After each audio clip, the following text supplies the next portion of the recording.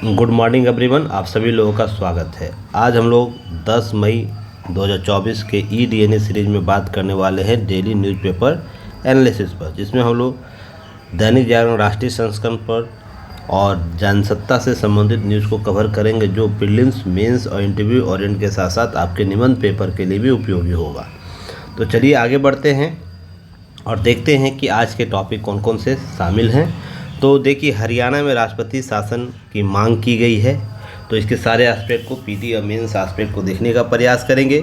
भारतीय संविधान में आपात उपबंध किस प्रकार से लागू किए जाते हैं, राज्यों में संवैधानिक तंत्र की विफलता अर्थात अनुच्छेद 356 कैसे काम करता है, उसके संदर्भ को देखेंगे।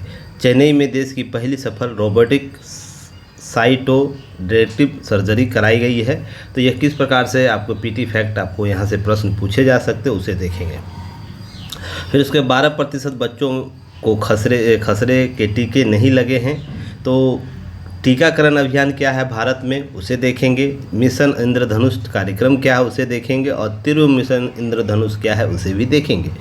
टीकाकरण से संबंधित प्रमुख वैश्विक पहल क्या है, उसे भी हम लोग देखने का प्रयास करेंगे। फिर एक न्यूज़ अभी आई है, परस्पर हितों में तय होंगे भारत और मालदीव के रिश्ते। आप लोगों को कल भी मैंने इस पर न्यूज़ एनालिसिस कराया था। आपको मालदीव के जो विदेश मंत्री हैं वो भारत के दौरे पर हैं, तो वो आप भारत और मालदीव के बीच के रिश्ते को कैसे प्रगाढ़ करेंगे, उससे संबंधित भारत की पड़ोस नीति को देखेंगे, सागर नीति को देखेंगे। साथ ही हिंद प्रशांत महासागर क्षेत्रीय सहयोग संघ क्या है, जो इस बैठक में चर्चा का केंद्र बिंदु बना हुआ है, तो सारे एस्पेक्ट को देखने का प्रयास करेंगे। और संपादकीय में आज हम लोग देखने वाले संसदीय प्रणाली की समस्या क्या है, यह आपके लिए इम्पॉर्टेंट है। साथ ही साथ मलेरिया से मुक्ति की मुश्किल है डगर, तो यह न्यूज़ क्या दे रहा है, तो इसके संदर्भ को समझने का प्रयास करेंगे। तो ये दोनों न्यूज़, जो टीकाकरण वाला अभियान है और मलेरिया, दोनों एक दूसरे से कनेक्ट है, तो समझने का प्रयास करेंगे। चलिए अंतिम तक बने रहिएगा, बहुत से इंपॉर्टेंट फैक्ट आपको मिलने वाले हैं। देखिए, हिंदी न्यूज़पेपर एनालिसिस का जो वीडियो है यूट्यूब पर बिल्कुल फ्री होता है, परंतु इसके प्रीलिम्स, मेंस, इंटरव्यू और इन जो की पॉइंट या नोट्स, हम इसे पीडीएफ बोल सकते हैं, नोट प्लस आपको जो वीकली टेस्ट होता है वो आप उसके लिए हमें 599 रुपये आप पेड कीजिएगा, 1 ईयर की वैलिडिटी के साथ। आपको मेरे मार्गदर्शन के तहत आपको यूपीएससी, पीसीएस, बीपीएससी, यूपीपीसीएस जैसे एग्ज़ाम आप लोग दे रहे हैं, उसके लिए मेरे निर्देशन में आप सारे करंट अफेयर्स को लेकर चिंता मुक्त हो जाइएगा। चलिए आगे हम बात करेंगे। लाइक शेयर सब्सक्राइब जरूर कीजिएगा हमें, और इस बार कोड को स्कैन करके आप डाउनलोड कर सकते हैं युक्ति आईएएस का ऐप, या तो description box, comment section box में युक्ति आईएएस का लिंक दिया रहता है, आप वहां से भी डाउनलोड कर सकते हैं। टेलीग्राम चैनल ज्वाइन कर सकते हैं, बार कोड को स्कैन करके भी वेबसाइट विजिट कर सकते हैं www.yuktiais.in। सब्सक्राइब के साथ साथ बेल आइकन को भी दबाएं ताकि सभी नोटिफिकेशन सबसे पहले पहुँचे।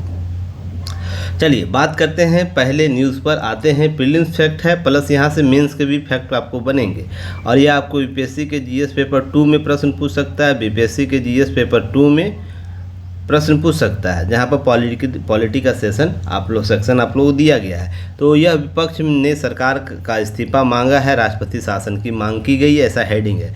देखिए, बात है कि हरियाणा में कांग्रेस और जननायक जनता पार्टी ने भारतीय जनता पार्टी और की नीति जो सरकार है उसके राज्य विधानसभा में अल्पमत होने के कारण क्या बोला, बेदखल होने के लिए राज्यपाल से, जो राज्यपाल कौन है, बंडारू दत्तात्रेय, तो नाम कम से कम याद रखना,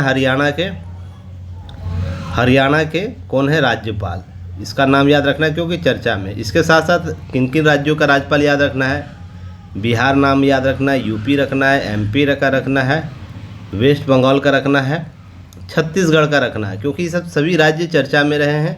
जम्मू कश्मीर का जो लेफ्टिनेंट गवर्नर कौन है, उनका नाम याद रखना है, दिल्ली के कौन है, तो आप लोग सारे चीज़ों को याद रखना है। आपको कमेंट सेक्शन में इसका उत्तर दे दीजिएगा, और देखिए कमेंट सेक्शन में आप लोग उत्तर दिया कीजिए। एक दिन उत्तर देते हैं सभी लोग, बाकी लोग शांत हो जाते हैं।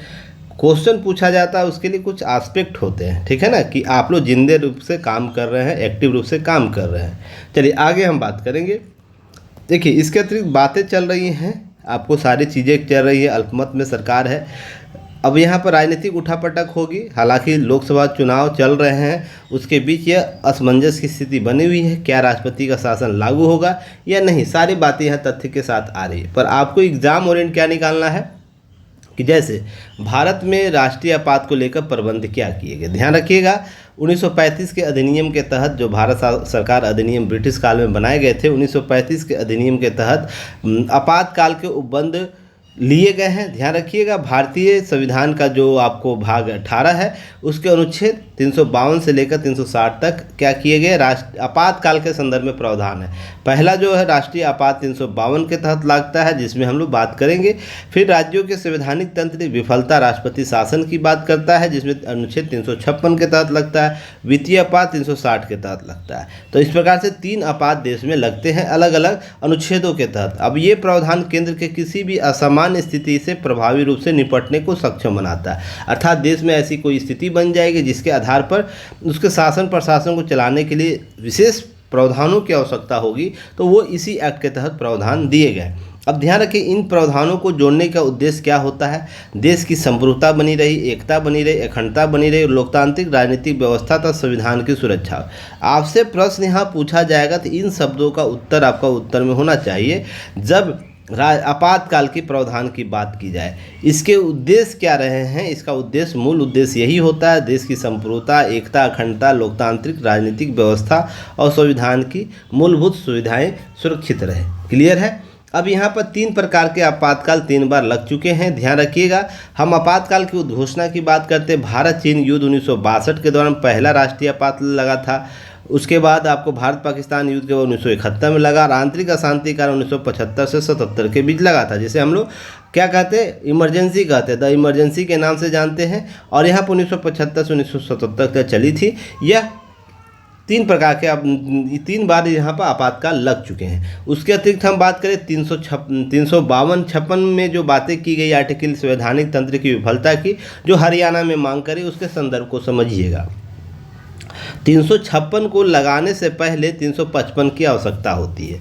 जैसे प्रत्येक राज्य सरकारें संविधान के प्रावधानों का अनुपालन करे, यह सुनिश्चित करना केंद्र का कर्तव्य है। और यह किसके बिहाफ में करेगा, यह राज्यपाल के बिहाफ में करेगा।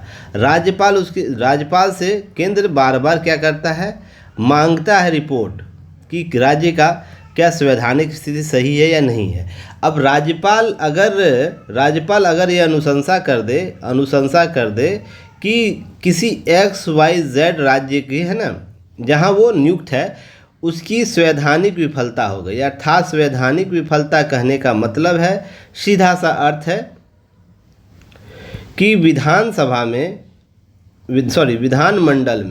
विधानमंडल में 2 प्रकार से, एक विधानसभा जैसे आपको केंद्र में होता है, फिर विधान परिषद, कहीं का भी नेता हो सकता है, आप लोगों को पता ही है। 44वां संविधान संशोधन के तहत परिषद हो गया। अब यहाँ पर जो नेता है बहुमत खो देता है। हालांकि बहुमत सिद्ध कहाँ होता है, विधानसभा में। ध्यान रखिएगा, बहुमत खो दे जो सरकार है, बहुमत खो दे, इस स्थिति में राज्यपाल सभी प्रक्रियाओं को अपनाकर स्वविवेकी शक्तियों का प्रयोग कर केंद्र को अनुशंसा दे देता है। और वो अनुशंसा अगर लायक होता है, अनुशंसा उसे मान लिया जाता है राष्ट्रपति के द्वारा, तो राष्ट्रपति क्या करते हैं, 356 के तहत राष्ट्रपति को किसी राज्य में राष्ट्रपति शासन लागू करने का अधिकार हो जाता है।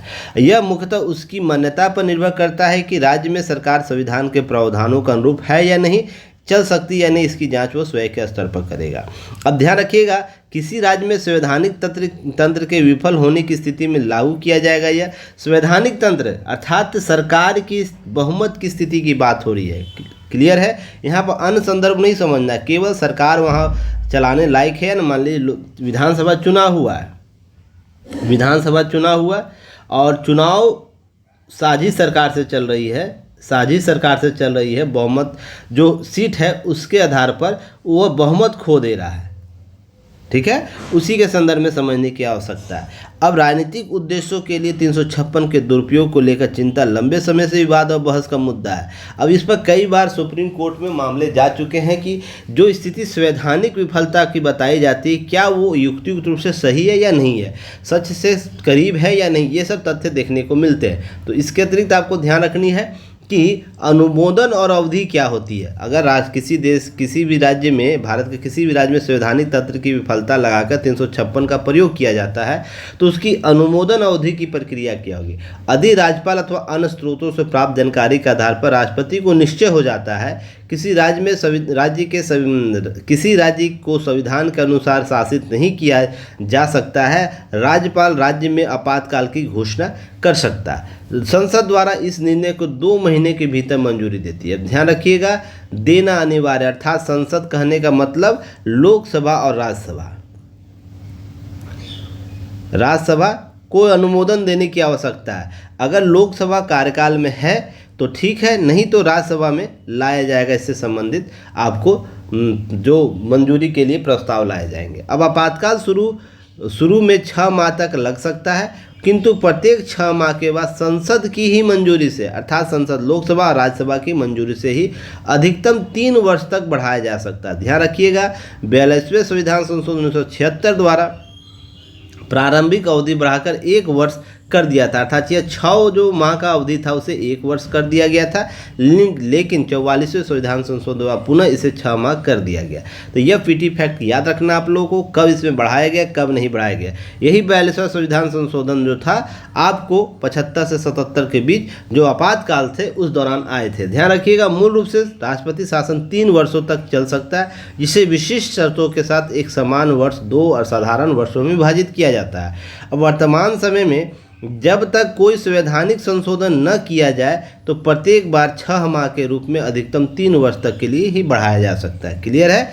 अब ध्यान रखना है इसके अतिरिक्त कुछ चीज़ों को, जैसे यहाँ पर बात की गई है तो इसमें आर्टिकल 19 की बात होती है। आर्टिकल 19A स्वतः अगर लागू हो जाते हैं तो यह स्वतः राष्ट्रपति के निर्देश में यह समाप्त हो सकता है, इसको लोप किया जा सकता है। मौलिक अधिकार की बात होती है तो आर्टिकल 20-21 याद रखिए, 20-21 का प्रावधान लागू रहता है, बना रहता है। क्लियर है। चलिए आगे हम बात करेंगे।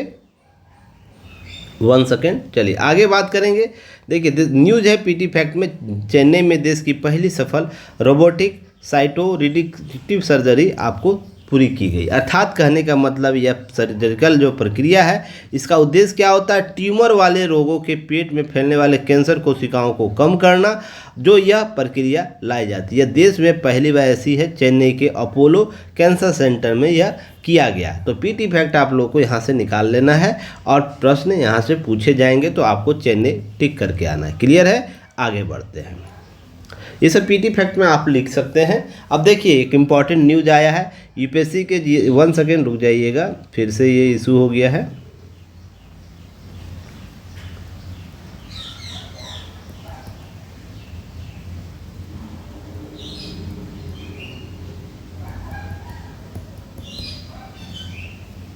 चलिए अब है कि बात यहाँ कि 12% बच्चों में खसरे के टीके ही नहीं लगे। जो भारत में 12% बच्चों की बात हो रही है, खसरे की टीके नहीं लगी है, तो यह अध्ययन है ना आपको पूर्वोत्तर राज्यों में शून्य खुराक के मामले में अधिक, जबकि तमिलनाडु में यह आंकड़ा सबसे कम है।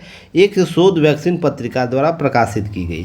अब स्वास्थ्य एवं परिवार कल्याण मंत्रालय और वाराणसी में बनारस हिंदू विश्वविद्यालय के शोधकर्ताओं ने टीकाकरण के पहले नज़रअंदाज किए गए महत्वपूर्ण पहलुओं की जांच की। शून्य खुराक, आंशिक रूप से टीकाकरण और पूरी तरह टीकाकरण पर ध्यान केंद्रित किया। तो उन्हें राष्ट्रीय परिवार स्वास्थ्य सर्वेक्षण 2019 से 21, जिसमें हमने इस पर न्यूज़ भी आप लोगों को कवर किया है, याद रखिएगा। बहुत से पहले पीडीएफ में आपको इसकी चर्चा की जा चुकी है। सर्वेक्षण क्या है, जो 5 सर्वेक्षण है उसमें एकत्र 2 से 3 वर्ष की आयु में 43,000 से अधिक बच्चों को टीका का विश्लेषण किया। 2017 में भारत में खसरा और रूबेला उन्मूलन को प्राप्त करने के लिए रणनीतिक योजना अपनाई गई थी। मिशन इंद्रधनुष चलाए गए। ये सब चर्चाएँ आपको देखने को मिलेगी। अब 30% पात्र बच्चों को खसरा युक्त टीका मिला है और 60% को पूरी तरह से टीका जो लगाया गया है। 26% हिस्सेदारी नागालैंड में है और 4.6% तमिलनाडु में सबसे कम पाया गया। तो ये सब आंकड़े हैं, इसको आंकड़ों को संग्रह करना है। लेकिन इसके अतिरिक्त ध्यान रखिएगा, यह यूपीएससी के जीएस पेपर 2 में स्वास्थ्य सरकार की नीतियों से प्रश्न पूछेगा। अगर हम बीपीएससी की बात करें तो आपको पेपर 2 आपको कहाँ से साइंस एंड टेक वाले प्रश्न में पूछ सकता है। या सरकार की योजनाओं से प्रश्न पूछ सकता है, ध्यान रखिएगा। चलिए आगे हम बात करें कि भारत में टीकाकरण कार्यक्रम क्या है। बहुत ही महत्वपूर्ण है यह, आप बार बार प्रश्न यहाँ से पूछे जाते। PYQ आप लोग लगाइएगा तो देखिएगा यहाँ से प्रश्न आपको देखने को मिल जाएंगे। अगर बच्चे आप लोग लगाते हैं तो कमेंट सेक्शन में जरूर बताइएगा। जैसे सर्वप्रथम कब आरंभ किया गया? 1978 में। किसके द्वारा? स्वास्थ्य एवं परिवार कल्याण मंत्रालय के द्वारा। जो एक्सपेंडेड प्रोग्राम ऑफ इनोवेशन था उसमें EPI के रूप में इसे पेश किया गया। वर्ष 1985 में इस कार्यक्रम का नाम बदलकर यूनिवर्सल टीका कार्यक्रम कर दिया गया, जो UIP कहलाया। अब इस कार्यक्रम का उद्देश्य क्या था? टीकाकरण कवरेज को तेजी से बढ़ाना, गुणवत्ता का सुधार करना, निगरानी तंत्र को जिलेवार प्रणाली के तौर पर विकसित करना, वैक्सीन के निर्माण में आत्मनिर्भरता प्राप्त करना, ये महत्वपूर्ण उद्देश्य है। अब भारत में यूनिवर्सल जो टीका कार्यक्रम जो था UPI, अब UPI वो मत समझ लीजिए जिससे पैसे ट्रांसफर किए जाते हैं, ठीक है ना। सबसे बड़े सार्वजनिक स्वास्थ्य कार्यक्रमों में से जो तो प्रति वर्ष लगभग 2.67 करोड़ नवजात शिशुओं को और 2.9 करोड़ गर्भवती महिलाओं को लक्षित करता था यह योजना। ध्यान रखिएगा, यूनिवर्सल कार्यक्रम के तहत इतने करोड़ लोगों को, इतने करोड़ महिलाओं को और इतने करोड़ बच्चों को क्या करता था? वो टारगेट करता है। अब पूर्व टीकाकरण कवरेज के लिए 90% तक बढ़ाने के लिए मिशन इंद्रधनुष लाया गया, जिस पर हम लोग आगे चर्चा करेंगे। इसके अतिरिक्त विश्व में क्या है टीकाकरण प्रोग्राम, इसे ध्यान रखिएगा। जैसे टीकाकरण एजेंडा 2030 है, जिसमें इम्यूनाइजेशन एजेंडा 2030 हम इसे बोलते हैं, अर्थात यह 2021 से 2030 तक के दशक के लिए टीकों और टीकाकरण हेतु महत्वाकांक्षी व्यापक वैश्विक नीति और रणनीति पर निर्धारित है। तो 2021 और 30 से बीच में हम पूर्ण टीकाकरण का लक्ष्य निर्धारित किए हुए। इसके अतिरिक्त और भी बातें हैं, जैसे दशक के अंत तक जो यह IA 2030 एजेंडा जो है टीकाकरण एजेंडा, उसका लक्ष्य क्या है? शून्य टीके को प्राप्त करना, अर्थात सभी तक बच्चे को टीकाकरण वैक्सीनेशन की सुविधा उपलब्ध कराना, जिसमें 50% की कमी करना है। ध्यान रखिएगा, बच्चों की संख्या में 50% कमी करना। निम्न और मध्यम आय वाले देशों में 500 नए या कम उपयोग वाले टीकों की शुरुआत का लक्ष्य करना। बचपन के आवश्यक टीकों के लिए 90% कवरेज प्राप्त करना, अर्थात 100% कवरेज नहीं दे रहा है, 90% तक कवरेज प्राप्त करना है, यह महत्वपूर्ण है। अब अगर इसके अतिरिक्त बात करें तो दो चीज़ें याद रखें। विश्व टीकाकरण सप्ताह मनाया जाता है प्रत्येक वर्ष अप्रैल के अंतिम माह में, यह इंपॉर्टेंट है। PT फैक्ट यहाँ से प्रश्न पूछे जा सकते हैं। अब वर्ष 2023 का थीम था द बिग कैचअप था, और 2024 का यह क्या था थीम? मानवीय रूप से संभव टीकाकरण माध्यम से जीवन को बचाना। आप WHO के वेबसाइट पर जाके इसके थीम को देख सकते हैं, वहाँ से चीज़ों को कवर कर सकते हैं। क्लियर है? तो सारे एस्पेक्ट को समझने के बाद आपको मिशन इंद्रधनुष के बारे में जानकारी होनी चाहिए, क्योंकि यहाँ से भी प्रश्न PYQ में पूछे गए, प्रीवियस ईयर क्वेश्चन में पूछे गए। आप लोग PYQ मिलाइए और देखिएगा। अगर भारत सरकार स्वास्थ्य एवं परिवार कल्याण मंत्रालय द्वारा 25 दिसंबर 2014 को मिशन इंद्रधनुष की शुरुआत की गई। अब यह था एक बूस्टर टीकाकरण कार्यक्रम है। ध्यान रखिए किस प्रकार का बूस्टर, जो टीके लग रहे हैं उसमें एक अतिरिक्त टीके जोड़ देना, जिसका कम टीकाकरण कवरेज वाले 201 जिलों के तौर पर शुरू किया गया। जो सबसे कम टीकाकरण वाले जिले थे देश में, उनके लिए शुरू किया गया था सबसे पहले। ध्यान रखिए, उसके बाद पूरे राज्यों में लागू कर दिया गया। अब है कि यूनिवर्सल टीकाकरण कार्यक्रम शामिल किए गए 7 रोगों के खिलाफ 7 टीकाकरण प्रोग्राम चलाया गया, जिसमें तपेदिक की बात करते हैं, पोलियो माइलेटिस की बात करते हैं, हेपेटाइटिस B की बात करते हैं, डिप्थीरिया की बात करते हैं, पुटोसिस की बात करते हैं, टेटनस की बात करते हैं, खसरा की बात करते हैं। अब मुझे आपको कमेंट सेक्शन में बताना है ये सारी बीमारियों का मुख्य कारण क्या है, ठीक है ना, क्या होता है, क्या कारण, इतना तो काम आप लोग कर ही सकते हैं। इसके अलावा खसरा रूबेला की बात होती है, रोटा वायरस की बात होती है, हीमोफिलस इन्फ्लुएंजा टाइप B की टीकाकरण और पोलियो के खिलाफ टीकों के में शामिल बाद इन टीकों की संख्या 12 हो गई। तो आपसे प्रश्न पूछा जाएगा मिशन इंद्रधनुष के तहत कुल कितने टीकों को लगाया जाता, तो कुल 12 टीकों को। प्रारंभिक कब किया गया था? 7 टीकों के साथ किया गया था। अब कुछ चुने हुए राज्यों जिलों में जापानी इन्फ्लूएंजाइटिस और निमोकोकस के खिलाफ भी टीके लगाए जाते हैं। तो ध्यान रखिएगा, इस जापानी इन्फ्लूएंजाइटिस भी और निमोकोकस के भी टीके लगाए जाते हैं। तो अतिरिक्त टीके भी कौन है, आपसे प्रश्न में पूछ सकता है। तो सारे डायग्राम को आप देखने का प्रयास कीजिएगा, समझने का प्रयास कीजिएगा। और आप लोग स्टार थोड़ा लगाइए कि कितना स्टार दीजिएगा मेरे वीडियो को, 5 में से कितने स्टार। कुछ बच्चों ने प्रयास किया है, आप लोग ज़रूर सहयोग कीजिए। देखिए बहुत ही आप लोग क्या मैं बोलूँ, कभी कभी लगता है कि इतना मेहनत करने के बावजूद भी आप लोग सपोर्ट नहीं करते ना इस स्तर पर, तो कभी कभी लगता है कि नहीं, बड़े इंस्टीट्यूट में ही काम करने में फ़ायदा है। ठीक है ना। अगर आपको 599 रुपये में मैं इतना बेहतर चीज़ दे रहा हूँ, आप लोग को भी पता है कितना बेहतर चीज़ है, जहाँ पर लोग 10,000, 17,000, 20,000, 22,000, 25,000 क्लासेस के ले रहे हैं, वहाँ पर मैं 599 में आपको दे रहा हूँ, तो आप लोग को थोड़ा सा लगता है अनपढ़।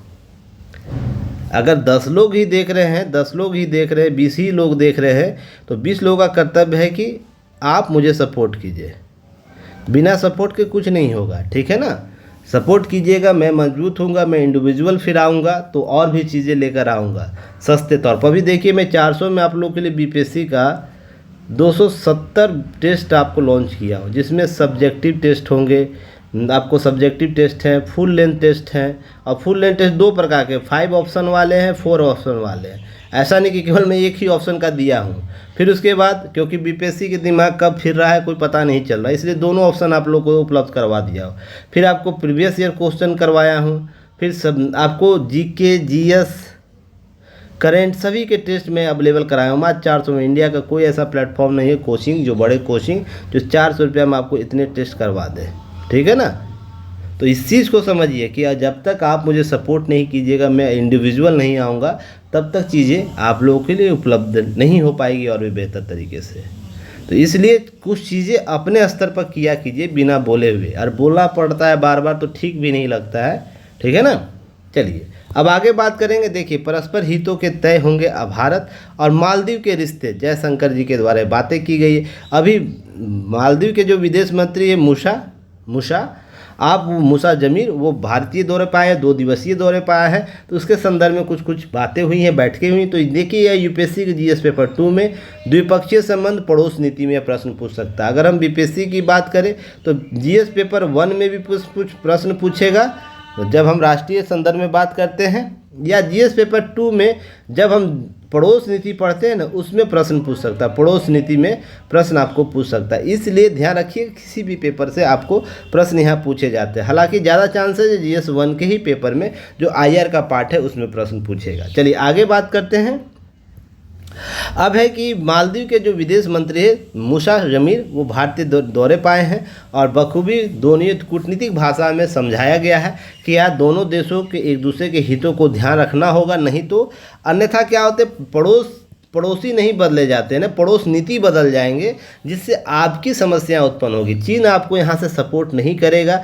चीन को सपोर्ट करने के लिए दूरी तय करनी होगी, और उसको भारतीय, जब आप पर प्रॉब्लम क्रिएट कीजिएगा, इनडायरेक्टली ये बातें की गई, प्रॉब्लम क्रिएट कीजिएगा, तो हम भी सुरक्षा लगाएंगे अपने समुद्री सीमा में, तो फिर समस्या उत्पन्न होगी आपको सर्वाइवल की, और सर्वाइवल के साथ साथ भी आपकी जनता का जो स्थिति है ना, उससे बेहतर प्रबंधन करने की आवश्यकता हो जाएगी। तो इन सारे एस्पेक्टों को इशारों में समझा दिया गया है।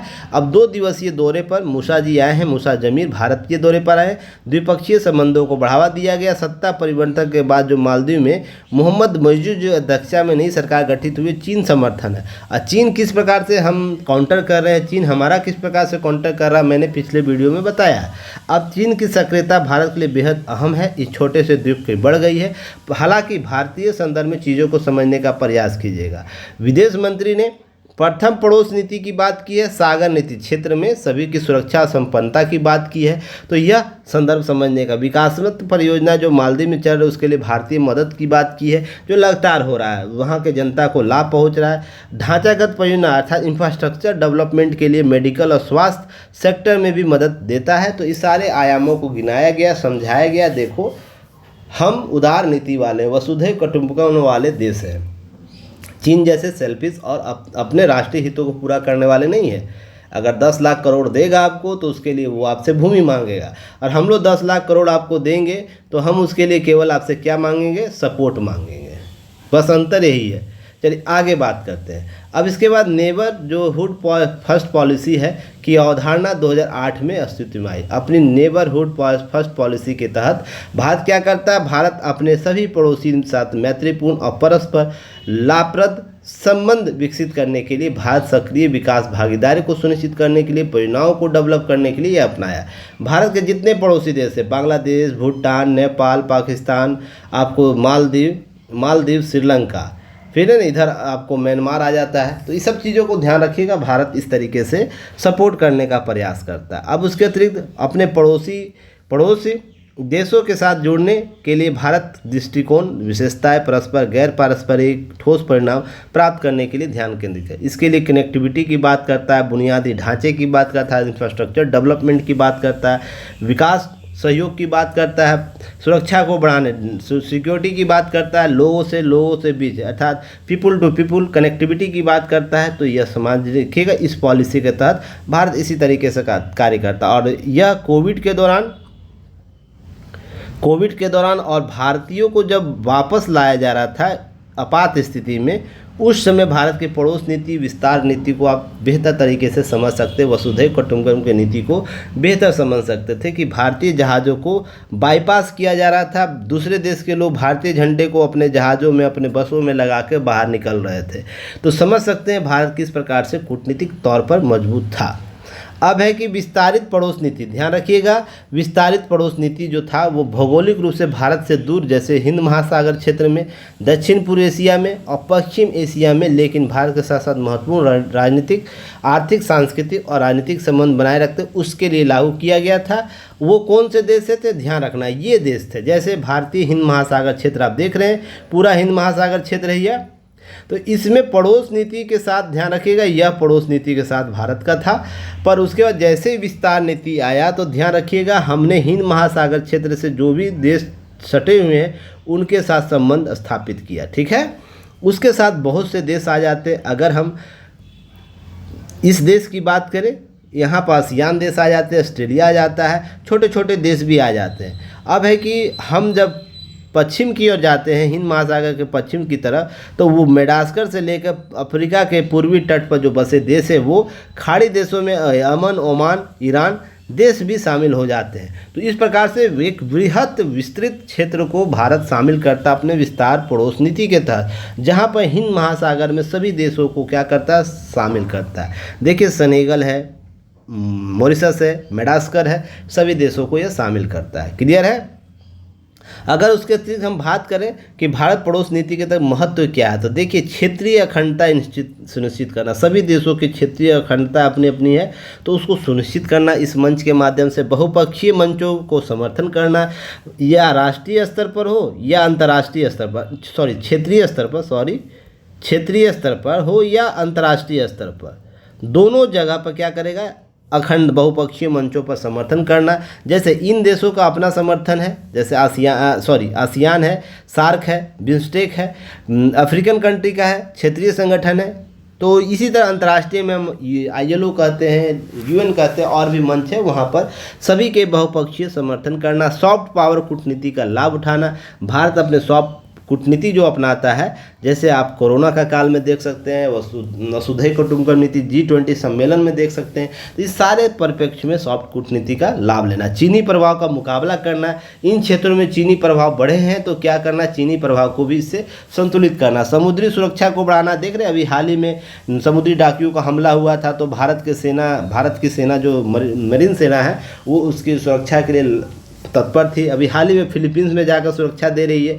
ऊर्जा सुरक्षा को बढ़ावा देना, इन सारे में संसाधन बहुत है तो इनके ऊर्जा सुरक्षा को सुनिश्चित करना भी इसका लक्ष्य है। तो इस विस्तारित पड़ोस नीति के तहत अगर हम बात करें सागर पहल के, जिसमें security and growth and all region जो है, सागर परियोजना 2015 में प्रधानमंत्री मोदी के द्वारा मॉरिशस यात्रा के दौरान नीली अर्थव्यवस्था था, जो आपको ब्लू इकोनॉमी है, उसको ध्यान में केंद्रित रखकर ये गढ़ा गया राजनीतिक विजन या सिद्धांत है। महत्वपूर्ण रूप से याद रखिए 2015 में ये गढ़ा गया है, जिसके तहत हिंद महासागर जो भौगोलिक स्थिति उसके आधार पर इसे गढ़ा गया था, जो अभी मैंने मैप में दिखाया। दुनिया का तीसरा सबसे बड़ा जल निकाय है, ध्यान रखिए दुनिया का सबसे बड़ा तीसरा जल निकाय यह आता है, जिसमें पृथ्वी के सतह से उपस्थित जल में लगभग 20% भाग इसमें समाहित है। तो यह बहुत बड़ा एस्पेक्ट लेकर आता है। अब ध्यान रखें, हिंद महासागर, उत्तर में भारतीय महाद्वीप में, पश्चिम में, पूर्व में अफ्रीका, पूर्व में चीन, सुंडा द्वीप समूह और ऑस्ट्रेलिया तथा दक्षिण पूर्व में ध्रुवीय महासागर से घिरा हुआ है। अब हिंद महासागर क्या है? भारत के दक्षिण एशिया, दक्षिण पूर्व एशिया, अफ्रीका, पश्चिम एशिया, ओशनिशिया पहुंच प्रदान करता है। अब चलिए कमेंट सेक्शन में मुझे बताइए ओशनिशिया के तहत कौन कौन से देश है। इस पर मैंने न्यूज़ भी आप लोगों को दी जाए PDF में शामिल किया, कौन कौन से देश हैं शामिल होते हैं ओशनिशिया महाद्वीप में, ओशनिशिया द्वीप में। अब हिंद महासागर में मछली पकड़ने, खनिज संसाधन के लिए मूल्यवान स्रोत है, तो एक समुद्री आपको व्यापार के लिए भी बढ़ावा देता है। अब हिंद महासागर क्षेत्रीय जो सहयोग है वो क्या है, उसे मुझे बताइएगा। 1997 में हिंद महासागर क्षेत्र में स्थापना की जाती है। इसके 22 देशों का सचिवालय मॉरिशस में है, इवेन शहर में, मॉरिशस के इवेन शहर में, और सदस्य देशों की आबादी लगभग 2.7 मिलियन है। तो यह आंकड़े आपको याद रखने हैं द्विपक्षीय संबंधों में।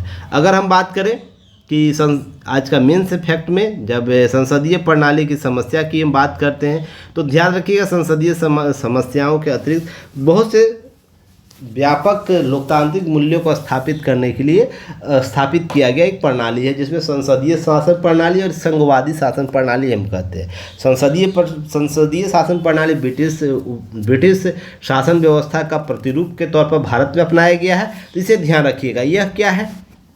अभी देखिए देश में निर्वाचन चल रहे हैं, सरकार पूर्ण बहुमत में आएगा। हमारी संसदीय प्रणाली एक ऐसा उच्चतम शिखर है जो अपने स्वरूप में राष्ट्रपति प्रणाली वाले शासन पद्धति की अनुभूति कराती है। तो राष्ट्रपति व्यवस्था में आम जनता सीधे राष्ट्रपति के लिए वोट डालती है। हमारी व्यवस्था संसदीय है किंतु व्यवहार में वो राष्ट्रपति वाली है। हम जनप्रतिनिधि चुनकर अब 1 सेकेंड फिर यह अंदर चला गया है। चलिए, क्या होता है कि हम अपने जनप्रतिनिधि चुनकर, देखिए संसद है, संसद 3 लोग से बनते हैं, राष्ट्रपति से, आप लोगों को पता होगा, लोकसभा से और राज्यसभा से, है ना। हम इसको लोकतांत्रिक व्यवस्था के तहत महत्वपूर्ण आयाम कहते हैं, ठीक है।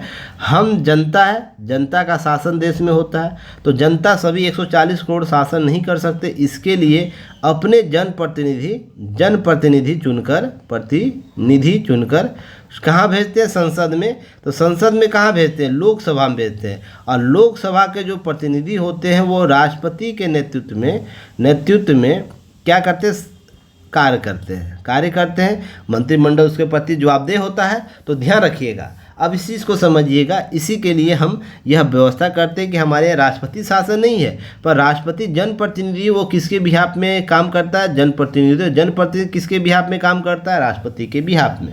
इसी बीच में संसदीय प्रणाली का अनुभव हमें होता है और इसकी सीमाएँ स्पष्ट हो रही है। कुछ अस्थितियाँ लक्षण होती हैं, जबकि विकास के लिए स्थिरता आवश्यक है। सीमित आबादी, सीमित क्षेत्रफल, एक भाषी सांस्कृतिक धार्मिक से क्षेत्रीय स्वरूप। यूरोपियन देशों में संसदीय और वेस्टमिनिस्टर सुविधा प्रणाली की व्यवस्था हो सकती, किंतु भारत जैसे देश में जहां बहुलता है, इन बहुलताओं में राष्ट्रीयता एक धागे में पिरोए रखा है। मूलभूत राष्ट्रीय आवश्यकता है, अर्थात राष्ट्रीय एकता अखंडता आवश्यक तत्व है। तो इसलिए ध्यान रखिएगा, यहाँ पर अमेरिकी प्रणाली पर एक बहस की जरूरत लग रही है। संसदीय प्रणाली के प्रारंभ में हमने नेहरू और इंदिरा गांधी जैसे सशक्त प्रधानमंत्री देखे। कालांतर में VP सिंह, चंद्रशेखर आज़ाद, देवगौड़ा, चरण सिंह, इंद्र कुमार गुजराल जैसे कमज़ोर एवं मजबूर प्रधानमंत्री भी देखें। तो इस तरीके से राजनीतिक अस्थिरता का दौर भी हमारे देश में रहा है, जहाँ पर अस्थायी राजनीति नहीं रहा था। राजनीतिक अस्थिरता करने मतलब यहाँ पर गृह युद्ध जैसी स्थिति नहीं हुई थी, बंटाधार नहीं हुआ था, राजनीतिक नेतृत्वकारी प्रतिनिधित्व की कमी थी। अब उसके बाद यहाँ पर कश्मीर में हिंदुओं का पलायन दौरान रोकने में असहाय VP सिंह, प्राथमिकता अल्पसंख्यक राजनीति थी। अब ये संदर्भ समझने का पर राजीव गांधी जैसे एक भनक लगी कि चंद्रशेखर राम जन्मभूमि मामले में समझौता कराने के निकट है, तो उन्होंने समर्थन वापस लेकर सरकार गिरा दी।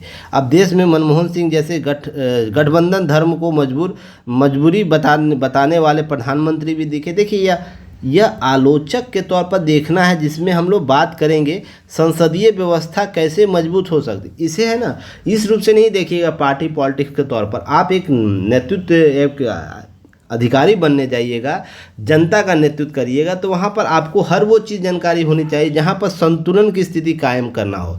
तो यहाँ पर समझिएगा ये सब टर्मिनोलॉजी क्यों प्रयोग किया गया, उसके लिए संपूर्ण शासनकाल के दौरान जो स्थिति बनी उसका हम लोग आकलन अपने दिमाग में करते हैं, ठीक है ना, अपने दिमाग में आकलन करते हैं और उसी आकलन के आधार पर हम स्थितियां बनाते हैं कि नहीं ये स्थितियां सही है या गलत है। तथ्य समझने का प्रयास कीजिएगा।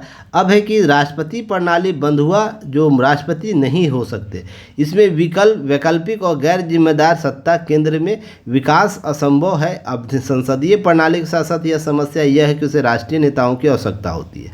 सबसे इम्पॉर्टेंट है कि जब हम राष्ट्रपति शासन की राष्ट्रपतीय बात करते हैं, राष्ट्रपति का नेतृत्व देश का हो, जैसे अमेरिका में है, तो वहाँ पर गैर जिम्मेदार सत्ता केंद्र में नहीं हो पाता है। वहाँ पर आपको जवाबदेह बनना होता है, पर संसदीय में नेता प्रमुख हो जाता है संसदीय शासन व्यवस्था में। इसको ध्यान में रखना है। उसके अतिरिक्त प्रधानमंत्री वही होगा जिसके पक्ष में अधिकतम सांसद लामबद्ध होते हैं। अब बहुत से दलीय हितों, घात प्रतिघात, क्षेत्रीय और व्यक्तिगत स्वार्थ संयोजन होता है। अब यह संसदीय व्यवस्था का बहुत कुठाराघात समस्या है, जिसमें हम क्षेत्रीय आधार पर दबाव समूह के तौर पर काम करके ब्लैकमेलिंग कॉन्सेप्ट को लेकर आते हैं, जहां पर बोर्ड आपको मत में समर्थन देने के एवज में आपसे अनेक राजनीतिक हित साधे जाते हैं। क्लियर हुआ। अगर हम बात करें राजीव गांधी, देवगौड़ा, गुजराल, मनमोहन सिंह, तो संघर्ष से उपजा राष्ट्रीय व्यक्तित्व नहीं था जो यह करे गठबंधन सरकारों ने देश के अपने कद और क्षमता के अनुरूप खड़ा ही होने नहीं दिया। अब नेहरू गठबंधन राजनीति के दबाव से मुक्त थे। इनका उपयोग वो समाजवादी विकास मॉडल को ढालने में और पंचवर्षीय योजना में लगाए।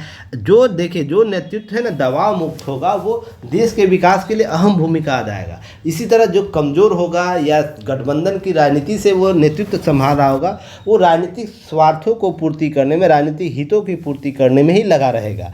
अब इसके साथ साथ ध्यान रखिएगा, सशक्त औद्योगिक विकास। वर्तमान में नरेंद्र मोदी की हम बात करें, गठबंधन के दबाव में मजबूरियों से मुक्त है। परिणाम से हमने पिछले 10 वर्षों में प्रभावशाली हो रहे भारत के रुख को देख सकते हैं। और ये हर स्तर पर, राष्ट्रीय और अंतर्राष्ट्रीय स्तर पर, देखिए सभी व्यक्तियों में कुछ न कुछ डिमेरिट है, पर इम्पॉर्टेंट क्या है उसका आउटपुट हमें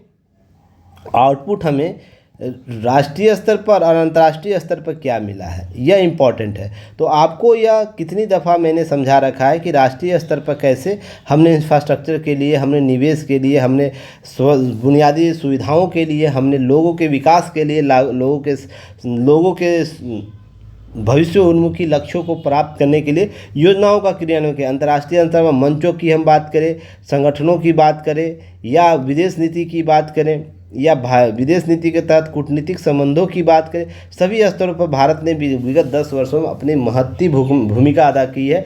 तभी तो हमने हाल ही में यूएन के एक रिपोर्ट में हमने बात किया है, 110 अरब डॉलर से अधिक रुपये प्रवासियों ने भारत भेजे हैं। और प्रवासी तभी भारत पैसा भेजेगा, या किसी देश का प्रवासी जो होगा अपने देश से बाहर जाकर रह रहा हो किसी अपने विकास के दरमियान में, जब राष्ट्र की एकता अखंडता के लिए वो सुनिश्चित मत समझता हो।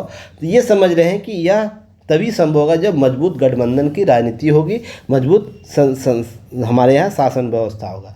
अब हम राष्ट्रीय अंतर्राष्ट्रीय व्यक्तित्व की बात करें, ऐसा रहा कि उन्होंने प्रधानमंत्री पद की सीमाओं आगे जाके गरिमा प्रदान की। गठबंधन सरकार चलाने वाले अधिकांश प्रधानमंत्रियों ने तरह तरह के समझौते करने पड़े। वैसे भी आप सिंपल सा समझिएगा कि जब घर की स्थिति कमज़ोर होती है ना, घर की स्थिति कमज़ोर होती है, तो आपको हर जगह अपने हाथ फैलाने होते हैं ना, हाथ फैलाने होंगे। आपके घर की स्थिति कमज़ोर होगा तो, अगर घर की मजबूती होगी, घर की स्थिति मजबूत होगी, तो क्या आपको हाथ फैलाने होंगे? आप स्वयं के निर्णय लेने होंगे। और जब हाथ फैलाइएगा तो दूसरे के निर्णय को सुनना होगा, उसके अनुसार काम करना होगा। पर जब आपकी घर की स्थिति मजबूत होगी, स्वयं ही निर्णय लीजिएगा, वो गलत हो या सही वो अलग मैटर है। अब इसे समझिएगा। इसी तरह गठबंधन की राजनीति में बात होती है। गठबंधन में आपके हाथ कमज़ोर होते हैं, आपकी घर कमज़ोर होती है, आपको बार बार दूसरे के निर्णय लेने होते हैं, मानने होते हैं, नहीं तो आपके गठबंधन तोड़ लेगा, आपकी सरकार गिर जाएगी। और सत्ता का अभ्यास मैंने आप लोगों को बता रखा, सत्ता का अभ्यास कोई नहीं छोड़ना चाहता है।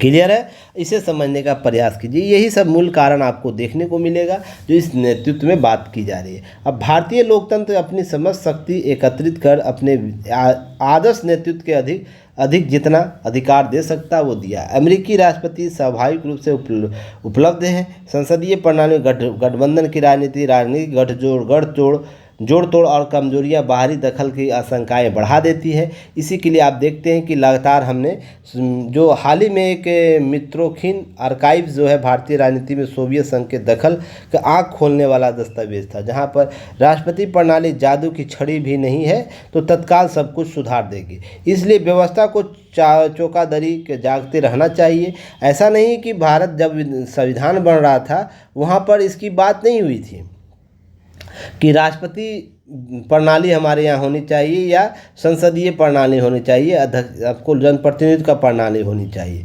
इस बहस हुई थी पर अधिक लोग संसदीय संदर्भ में थे, पर इसके कुछ नुकसान है, इसको सुधारने की आवश्यकता है, जिसमें संसदीय प्रणाली सत्ता में भागीदारी में संभावना बढ़ती है, लेकिन हमारे यहाँ जाति, संप्रदाय, क्षेत्रीय समूहों, दबंगों, भ्रष्ट तंत्र आपको आदि के संदर्भ में देखते हैं। यहाँ पर अनेक कमजोरियां देखने को मिलती है। भागीदारी बढ़ाने लगती है। क्षेत्रीय दलों में तो समग्र राष्ट्रीय दृष्टि होती भी नहीं है, क्योंकि वो क्षेत्रीय मुद्दे पर बने होते, क्षेत्रीय उद्देश्यों की पूर्ति करने के लिए होती है। उनको राष्ट्र की एकता अखंडता के कोई मतलब नहीं होता। तभी तो देखते हैं जब वो पार्टी चुनाव में आती है तो क्षेत्रीय महत्ता को अग्रिम रूप से रखती है। राष्ट्रीय एकता अखंडता, राष्ट्रीय संप्रभुता, राष्ट्रीय उत्थान की बात वो करेंगे ही नहीं। अब राष्ट्रपति प्रणाली देश के नायकों के सक्षम नेतृत्व विकसित करने की अपेक्षा करती है। इसलिए देश में उत्तर से दक्षिण, पूर्व से पश्चिम तक जोड़ने वाले नेतृत्व सक्षम चरित्र राष्ट्रीय फलक पर दिखने लगेंगे। यह इसलिए इम्पॉर्टेंट हो जाता है कि देश में वर्तमान समय जो राष्ट्रपति प्रणाली को चर्चा होनी चाहिए। पर बात करें हम संस्कृति की, भाषा की समझ बेहतर होगी। कभी बंगाल में तो कभी तमिलनाडु में, कभी वनवासी तो कभी तमिल मछुआरों के बीच होने लगेंगे। तो यह चीज़ें आपको देखने होगी। राष्ट्र कर्मठ और समर्पित नेतृत्व आकार लेगी, दृष्टि समस्त होगी, समाहित होगी, ये सब बातें होगी। कुल मिलाकर बात की जाए तो क्या देश में क्या होना चाहिए, आप लोगों के पास प्रश्न यही आएगा, देश में क्या होना चाहिए। हमें संघवाद के साथ होना चाहिए या संघवाद के साथ या संसदीय व्यवस्था के साथ। संघवाद कहने का मतलब जहां राष्ट्रपति का शासन होगा उसकी बात होती है, ठीक है ना। अधिकतर राष्ट्रपति शासन वाले देशों में संघवादी स्वरूप अपनाया जाता है। तो इसके लिए ध्यान रखें, जहाँ पर केंद्र मजबूत होता है इसकी प्रमुख विशेषता राष्ट्रपति ही होता है। अब इसे आप ध्यान रखिएगा, जब हम राष्ट्रपति शासन की बात करते हैं तो यह भी जरूरी है, यह भी जरूरी है, पर भारत की दृष्टि से दोनों जरूरी है। क्योंकि भारत की जो विविधता है ना, हम एक राष्ट्र के संदर्भ के आधार पर नहीं लगा सकते कि हम अमेरिका का उदाहरण ले लें और ब्रिटेन का उदाहरण ले लें, उसके आधार पर हम शासन व्यवस्था को अपना लें। ऐसा बिल्कुल नहीं। पूरा अमेरिका भारत में बसा है, उसके जो कल्चर, अमेरिका की कल्चर है, रहन सहन, जिस प्रकार के जनजातीय वितरण है वो भारत में देखने को मिलता है, वैसे ही ब्रिटेन का कल्चर भारत में देखने को मिलता है। ऐसा नहीं, पर भारत का कल्चर ब्रिटेन में नहीं, अमेरिका में नहीं दिखेगा, और भारत का कल्चर ब्रिटेन में नहीं दिखेगा। इसलिए दोनों अलग अलग स्वरूप को हम नहीं अपना पाते हैं। हम संतुलन, मध्यम मार्ग को अपनाते हैं, संतुलन का मार्ग अपनाते हैं, जिसमें हम लोग संघवाद और संसदीय शासन व्यवस्था की बात करते हैं, जहाँ पर इसके अपने स्वरूप है, अपने इसके लाभ है। क्लियर है। तो ध्यान रखिएगा, भारत जो मॉडल दिया है, भारत का जो संविधान निर्मात्री सभा ने जो मॉडल दिया है वो बेस्ट सुविधा है। बस ध्यान रखना है कि इस सुझाव को हमें संसदीय शासन व्यवस्था में सुधार करने की आवश्यकता है। हमें क्षेत्रवाद की राजनीति को कमज़ोर करने की बात होनी चाहिए। जाति, भाषा, संप्रदाय के आधार पर बंटवारे नहीं होने चाहिए। हमें राष्ट्र के नेतृत्व के लिए जो जनप्रतिनिधियों को चुनते हैं उसमें हमें विज़न होना चाहिए, उसके विज़न होने चाहिए। किसी प्रकार का भाषा, क्षेत्र या धर्म के आधार पर उनकी सोच संकीर्ण नहीं होनी चाहिए। वो कांग्रेस का हो, भाजपा का हो या अन्य पार्टी की बात हो रही है, दोनों तरफ एक से एक नमूने पड़े हुए हैं। नमूनों को दूर करने की आवश्यकता है। देश की एकता, अखंडता और राज्यों के विकास की जो बात करेगा, व्यक्ति के विकास की बात करेगा, समाज की विकास करेगा, धर्म विशेष संप्रदायों का उत्थान की बात करेगा। मान लीजिए आप हिंदू की बात कर रहे हैं तो हिंदू की बात करें, उसके साथ साथ मुस्लिम की भी बात कीजिए, सिख की भी बात कीजिए, ईसाई की भी बात करें, जैन धर्म, पारसी, सभी की बात करें। अगर आप केवल मुस्लिम की बात करें तो आपको उसके साथ साथ आपको अन्य हिंदू, सिख, ईसाई सभी की बात करनी, अर्थात आपको संतुलन कायम करने वाले राजनीतिक कॉन्सेप्ट के साथ चलना होगा। ये संदर्भ आपको समझने की आवश्यकता है। क्लियर है? तो कुल मिलाकर बात है, जो बातें बताई गई है उसको समझिएगा, उसके की पॉइंट को आप लिख लीजिएगा जो मैंने आप लोग को डिस्कस किया। इससे अतिरिक्त कुछ आवश्यकता नहीं है। अब चलिए एक न्यूज़ और भी है। अब यहाँ पर कुछ बातें की गई है। मलेरिया से मुक्ति की मुश्किल है डगर। अब मलेरिया कोई वायरस, विषाणु या बैक्टीरिया जीवाणु रोग नहीं है। यह एक प्रोटोजोआ यानी परजीवी जनित रोग होता है। 3 प्रकार के रोग जनित होते हैं, एक प्रोटोजोआ, एक बैक्टीरिया जनित, एक वायरस जनित। अब ध्यान रखिएगा, समान विषाणु से हजारों गुना बड़ा होता है। यह अंदाज़ा इससे लगाया जा सकता है कि कोविड-19 विषाणु से लगभग 12 जीन होते थे, जबकि मलेरिया में 5000 जीन पाए जाते हैं। अब सोच के देखिएगा, इतना विस्तृत जो मलेरिया का प्रकोप है वो कैसे आपको समझने की आवश्यकता। मलेरिया परजीवी 4 जीन चक्रों में गुजरता है, जो संक्रामक रोगाणु के साथ साथ यह रोग विकराल रूप धारण कर लेता है। मलेरिया एक मच्छर जनित रोग है जो प्लाज्मोडियम नामक परजीवी के कारण परजीवी प्रसार के संक्रमित मादा एनोफिलिस मच्छरों के काटने से होता है। मानव शरीर में प्रवेश करने के बाद परजीवी शुरू से यकृत कोशिकाओं के भीतर वृद्धि करते हैं और लाल रक्त कोशिकाओं आरबीसी को नष्ट करते हैं। तो आपसे ये सब पीटी फैक्ट पूछा जाता है साइंस में। आपको समझना है कि पेपर कितना बेस्ट देता है पेपर। मैं इस पेपर का इतना फिदा रहता हूँ कि मैं बोलूँ, मेरा स्ट्रीम कुछ और ही है। मैं कुछ और भी पढ़ाता था, मैं हिस्ट्री कवर करता हूँ, पॉलिटी कवर करता हूँ, मैंने इसमें डबल एमए कर रखा है। पर ध्यान रखिएगा, जब इसकी पीएचडी होगी तो मैं स्पेशलिस्ट हो जाऊँगा किसी भी विषय का। पर ध्यान रखिएगा, यहाँ पर जब मैं करेंट न्यूज़पेपर पढ़ता हूँ ना, न्यूज़पेपर एनालिसिस कराता हूँ, मैं उस पर ज़्यादा व्यापक तरीके से विश्लेषण करता हूँ, रीजन विश्लेषण कर पाता हूँ। ये इतना डायनेमिक पोर्शन को कवर करता है कि आपके 0 से लेकर 100 तक की दूरी को तय करता है। कोई बच्चा आज अगर पढ़े पेपर और आज से ही शुरू करें तो 365 दिन अगर वो लगातार कवर करता है, उसकी सफलता सुनिश्चित है। पर जब हम लोग तैयारी करते थे उस दौरान इसकी प्रासंगिकता को समझाया नहीं गया, केवल टेक्स्ट बुक को पढ़ाया गया। एनसीईआरटी पढ़ो, टेक्स्ट बुक करो, कोचिंग इंस्टीट्यूटों का टेस्ट सीरीज लगाओ, यही से में फंसा के रखा हमारे सीनियर भी, हमारे टीचर भी। पर वो हमारी गलतियां था कि हमने स्वयं का मंथन नहीं किया, स्वयं का मंथन नहीं किया, नहीं तो यह समस्या उत्पन्न होती ही नहीं। स्वयं का आप मंथन कीजिए। मैं बार बार बोलता हूँ आप लोगों को, आप किसी चीज़ को ज्वाइन करने से पहले, किसी भी कोचिंग संस्थान के ज्वाइन करने से पहले उसका आकलन कीजिए। आकलन कीजिए कि वो क्यों मुझे उसका चयन करना चाहिए, क्यों नहीं चयन करना चाहिए। जिस दिन आप इस तकनीक को समझ जाइएगा, आप घर बैठे तैयारी कर सकते हैं। कल एक बच्चे का गया से एक फ़ोन आया, ठीक है ना, गया से एक बच्चे का फ़ोन आया, सर वो बोला कि मैं आप घर से ही तैयारी करता हूँ। मैंने उनको एक ही शब्द बोला, क्यों नहीं, आज की दुनिया में घर से तैयारी क्यों नहीं की जा सकती है। आप इस भ्रम से दूर होइए कि मैं घर से तैयारी नहीं कर सकता हूँ। आप उनसे बात करिए। मैंने उनसे लगभग 20 मिनट तक बात हुई और सारी चीज़ों को समझाने का प्रयास कीजिए। केवल आप PYQ को बनाइए, सिलेबस को देखिए और सिलेबस के अनुसार जो पैटर्न बदल रहे हैं उसको समझने का प्रयास कीजिए। उसके लिए 3-4 काम करनी है। पहला, आपको न्यूज़पेपर एनालिसिस देखना है। अपने स्तर पर कर सकते तो अपने स्तर पर कर लीजिए, अगर किसी की सहायता है तो सहायता करिए। फिर उसके बाद आपको टेक्स्ट बुक लगानी है, टेक्स्ट बुक ऑथेंटिक, NCERT और जो ऑथेंटिक बुक है उसकी। और उसके बाद केवल आपको रिवाइज करना है जो नोट्स आपने बनाए हैं PYQ के माध्यम से, PT और मेंस दोनों स्तर पे। इतना काम कीजिए, आपका सिलेक्शन जरूर तय होगा। और ये 365 दिन होना चाहिए। ऐसा नहीं कि आज मैंने 10 घंटा पढ़ा और कल 2 घंटा पढ़कर सो गया बाकी दिन, ऐसा नहीं। क्लियर है? अब ध्यान रखिएगा, यह 5 परजीवी के तहत आपको प्लाज्मोडियम फैलिफेरम, प्लाज्मोडियम वाइवेक्स मलेरिया संक्रमण सर्वाधिक खतरा होता है। विश्व मलेरिया रिपोर्ट जो आई थे उसके अनुसार 21 और 22 में लगभग 6,19,000 लोगों की जान ले ली मलेरिया ने। अब यह उल्लेख, जबकि पिछले 10 सालों में मलेरिया की मौतों, भारत में बात हो रही है, गिरावट दर्ज की गई है। गिरावट दर्ज हुई। वैश्विक मलेरिया उन्मूलन कार्यक्रम विश्व स्वास्थ्य संगठन द्वारा शुरू किया गया। इसका वैश्विक उद्देश्य क्या था?